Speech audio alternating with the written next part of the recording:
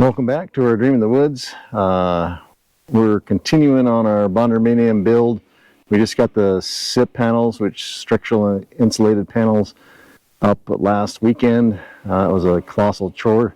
So now we're just working on the details, finishing putting all of the screws and nails in that need to go in.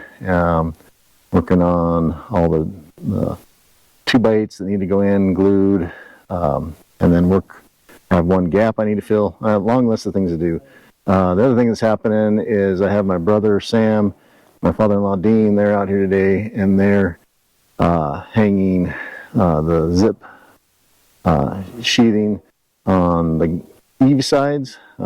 Just a good project they can work off the ground because I'm using the lift to put the screws in up above. So lots of stuff to do, all in preparation to put metal on the roof. So I got fascia boards already milled and stained. They need to go up. There's a detail that needs to be filled with some foam. All kinds of little things that need in preparation for that metal to go up to get that roof protected and dried in. So let's get to it. So they've already got this side up, the long pieces. So it why we're doing this is we want one nailing surface, 6 inches on center, top and bottom. So 3 sides will get the perimeter nails in, and then we're going to put a center piece in there. A lot of these will get windows, and so we're going to cut those out anyway.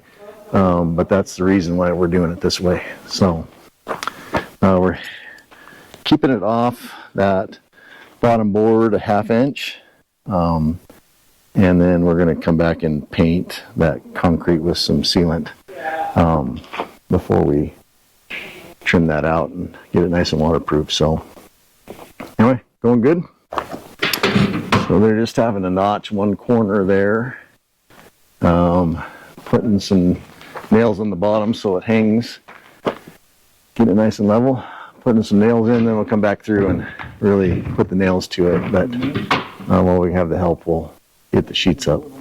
So as I was getting organized this morning, I was putting all the long wood screws that we have to drive through those panels, and I noticed we had a box of 12-inch screws. I thought everything was supposed to be 10 inches. I called Premier, and they said, yeah, they probably just ran out of 10, so they gave you a box of 12s. So I'm going to put those 12s on the perimeter just to give me some extra threads in that rafter beam. The other thing I'm started using is my impact driver with a T30 bit on it. They take a tremendous amount of energy to get those in and down into that beam. So that's a good thing and a bad thing. Good thing it is tight and there's lots of energy in that structural screw. Bad because it just takes time and energy. So, but working up the lift, you have a better angle and more time to do it. So I'm at least going to do that. I'll try to get 12 inches in everywhere that I can off this lift. So anyway, lots going on.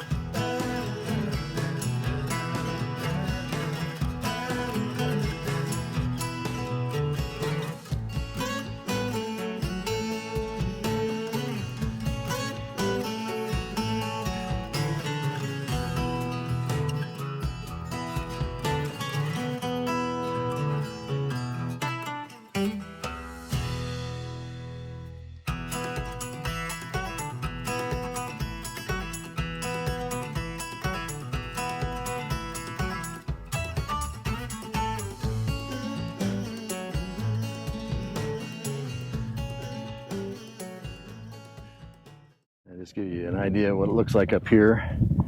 And so so this is actually made up of 3 different panels, a big one, a little skinny, and then a small upper. So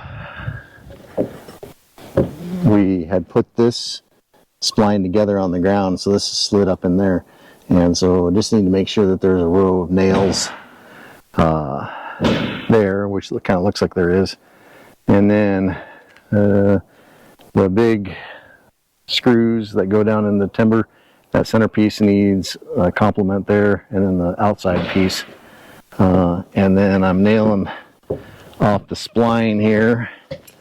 I already did this side, so just finished nailing down that side. So anyway, kind of the detail of what it looks like up here.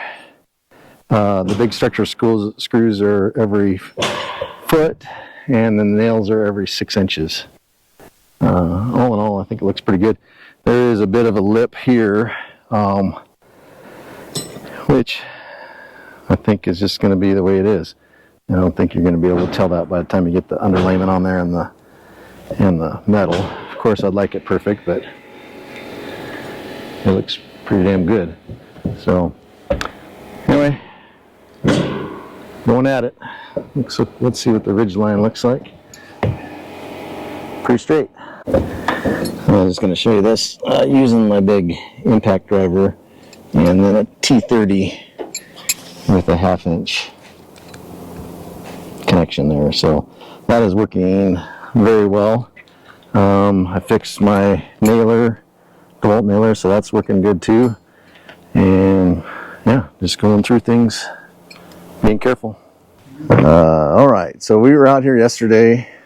Dean was a nailing fool, got all the nails in both sides. He also was up on a ladder and nailed the zip sheathing, 2 layers on that 2x10, and then 1 layer on that upper. So he was up and down on the ladder. So that was a big thank you to him. We didn't do this side. I think maybe we'll wait till we have a little OSB up there and have a space to work. It's not really conducive to putting a ladder and getting up there and nailing, but that can be done at another time. It is starting to look super cool in here. Starting to feel closed in and like living spaces, so kind of see what things look like.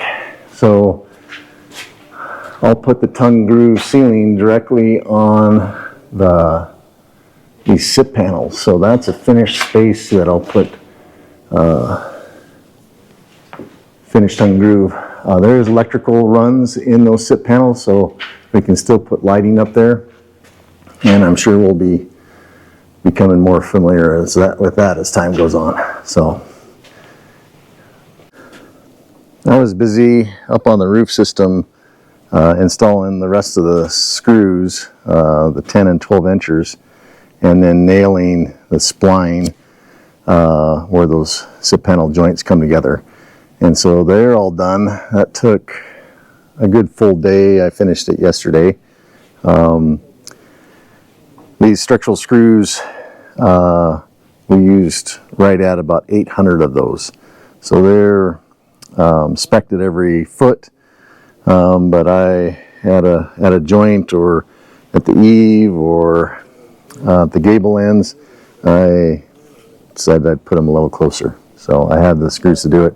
I tried to get as many 12-inch screws on the top roof. I just figure that's going to have the most wind, and then of course the eave ends and those overhangs over there where they're susceptible to wind, I just put more screws in, tried to use all 12-inch. So that project's done. And then I did a little experimenting on spray foaming that gap where this lower roof comes into the wall, and we'll show you what we got going on there. Okay, we're up here trying to deal with this gap here, this wedge. So we ripped a little piece of plywood there to fit down on the bottom, and then we're initially just gapping it with this spray foam.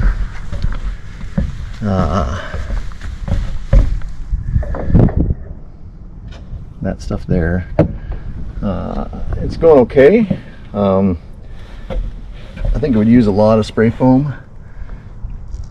So I think we're thinking about going and getting a 2-inch piece of blue board and then ripping that down and at least doing 2 inches of that gap with blue board. But that's kind of what we got going on here. Basically that piece of plywood there is for just the gap so it doesn't fall down through, because yeah. So we do know that these overhangs are solid, because if you hit your head on them they don't move. So it's a pro tip right there. Don't hit your head on those things. So we're getting after it. More to come. So we got the fascia boards that I milled up. They're 1.5 by 10s, most of them by 16 foot. And we're going with this lifetime wood treatment. It's just as it says, it's a lifetime stain. And it changes color over time and kind of makes it Barney looking in the end. And so this has one coat, and so we're just kind of trying to go over the splotches that were missed, and the boards themselves look in good shape. So Dean's out here helping with that. Got a good pile of them. I think we have 30, so that should be enough for this whole project. It mixes with straight water. That little packet there does 5 gallons. It's got a bunch of chunks in it. Beth and Linda, my mother-in-law, did the initial coat, and they put it on with a weed sprayer. We strained it before we put it into the weed sprayer, and then just kind of brushed it on. It kind of goes on weird. It's just water, and so it doesn't feel like you're doing anything, but it sure did color up those boards, and that look is pretty cool. We like that, and it'll probably even gray up more than what it is right now. So appreciate Dean helping us out there. Dean's going south in a few days, so we're trying to get as much work out of him as we can. Dean's been plowing through the boards. Erik and I have been working on this detail up here where that end kind of comes up, so we're squaring that off. 5/12 pitch, and then that's where the fascia board will attach to that. So took us a little while to figure that out. Put some glue in there, and then ran that 2x8 that's in that spline up, so that'll give it some nice strength.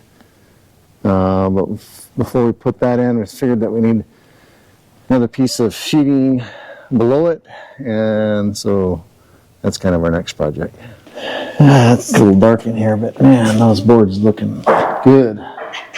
Liking the color for sure. Yeah, I really like the color. Yeah, good stuff. We've got both these details on the corners up, right there, and right there. So we'll just screw fascia right into that. I think it's a nice detail. Had to put a piece of sheeting there because that fascia will butt up against that. Got the 2x8s in this one over here, so that's the next thing we're going to do, is just finish up putting the 2x8s in these gable ends here, top and bottom, so that project's kind of done. Another just beautiful day. So yesterday we were able to get this gable, all the 2x6s in, and then those, I don't even know what you call that piece, but that detail up there where the wall overhang protrudes out about 2 feet. So it's ready for our fascia board. And we're working on the far side. So we'll finish that up. We got one piece done. But we're also working on that big V-gap. So it's 8 inches deep, about 3.5 to 4 inches at the top, and ends up that is a big project. It takes a bunch of spray foam. So we got some 2-inch rigid board I had at the house. That's what we used underneath the slab, and we're cutting wedges in there to fill up some of that void. So that's helping. It's just a bit time consuming, and of course those glue guns are just, I don't know, they work but still messy. So this inner foam, I had bought a bunch of that. At one point we were talking about putting the panels together with that stuff. It's an adhesive and a sealant, both. So I have a bunch of it. I've been trying to use that up, and then I bought some of this 3-inch, basically the biggest expansion foam that Home Depot sells. So one's 24 ounce, one's 30 ounce. They go quite a ways, but it just still is time consuming with a run that is 60 feet long, basically. So anyway, just another project, time consuming.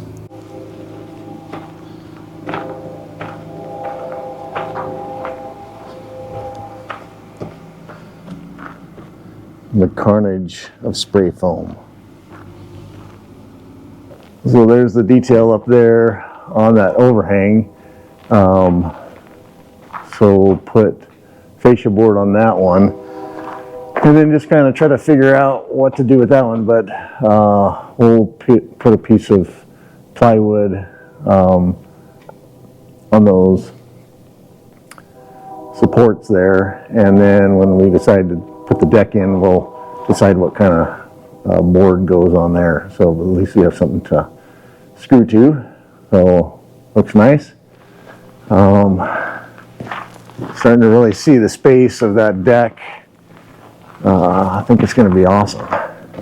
So still have this side to go over here, and then the top pieces there. So get after it.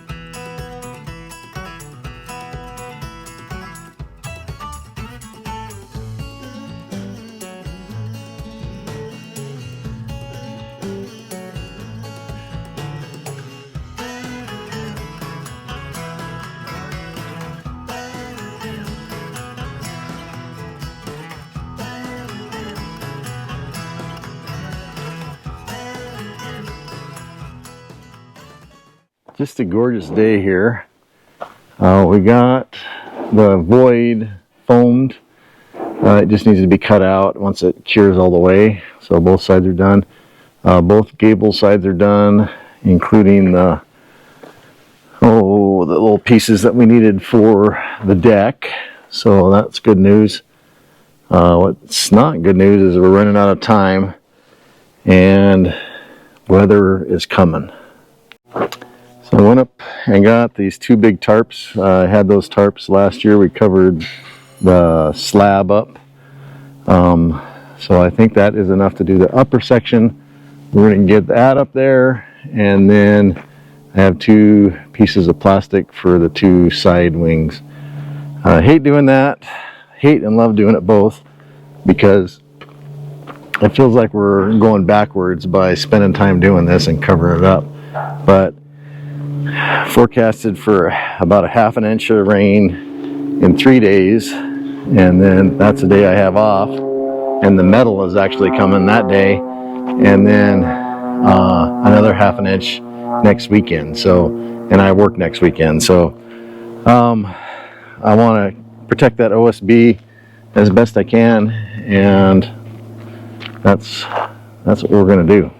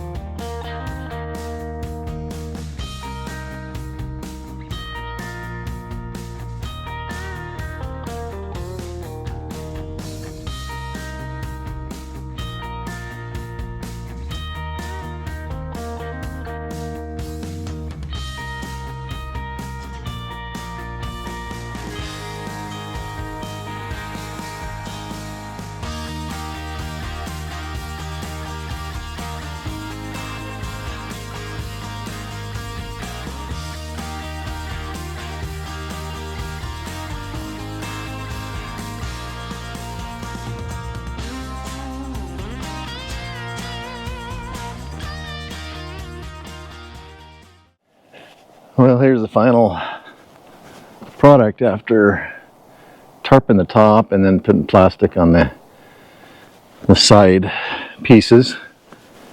I think it's pretty well protected. It was nice to be able to use those tarps, those big tarps again. That's the same ones I used to cover that concrete pad last winter. I think they're around,